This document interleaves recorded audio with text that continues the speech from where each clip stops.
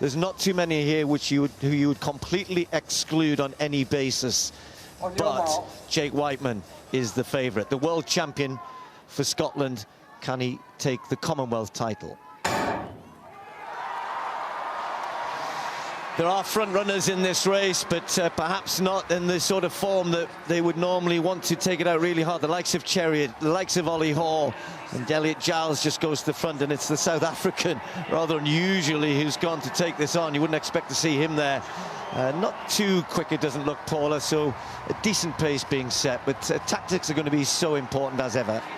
And just looking to see who might, a lot of people might have been thinking Jake Hayward might take it to the front early on. Kipsang, we've seen him front run before, and he's poised to do it and does so now. Moves in, and Chariot's starting to take closer order as he sees him doing that. He did run it out for Menangoy, didn't he, Chariot? Yeah, this is actually reasonably swift. Kipsang has just kept this moving along here, so they're going to hit 400 metres well under 60 seconds.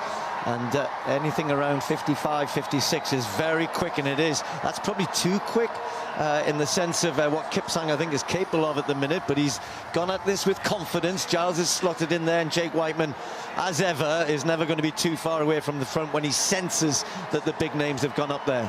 Yeah, he sensed Chariot coming by and then moved in to shadow him, and then just slots in behind Ollie Hall. Jake Hayward in a good spot in the middle, as long as he can get out and round Elliot Giles when this does start to move forward.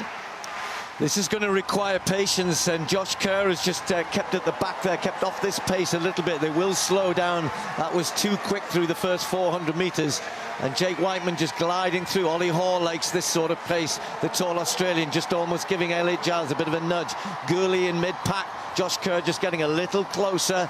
And Jake Hayward for Wales was probably won't mind this sort of pace either. So it's going to be quick, folks.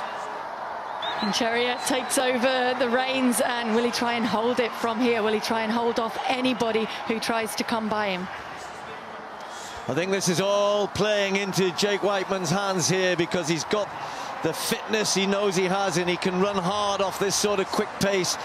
I really don't understand why Chariot and Kipsang think they could run away from this field, because it's slowed, really. They're keeping a good pace going, and it's going to be up to Chariot to try and rediscover his form of old as Jake Hayward starts to move out. Josh Kerr looks tired further back. Yeah, Josh Kerr is struggling to handle this. Gourley has tracked his compatriot, his Scottish compatriot Jake Whiteman all the way, but so has Jake Hayward, poised there. Chariot leads from Kipsang as they go through the bell. Ollie Hall of Australia on the inside. Elliot Giles isn't too far away, but Jake Whiteman, the world champion, is where he loves to be, ready to strike, poised, just waiting as Chariot turns the screw. Jake Hayward looks strong.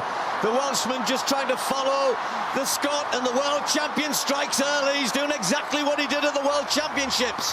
It's Jake Whiteman with Chariot chasing. Kipsang trying to follow. Then Ollie Hall, then Jake Hayward moving away from the rest. Not many others with chances of a medal here. It's between these five, and Jake has not got this one yet. Chariot is going to come back and attack. On the outside, Ollie Hall of Australia comes. Jake Whiteman has just spent. It's going to be Chariot and Hall. Who's going to get it? It's going to be Australia, the gold. And behind me, they are celebrating. Not since Herb Elliott in 1958 have Australia had a Commonwealth 1500-metre champion. Chariot just about had it and had no more legs in the last 5 metres. We said all along, if it's hard, Ollie Hall enjoys a hard pace, and it's a games record.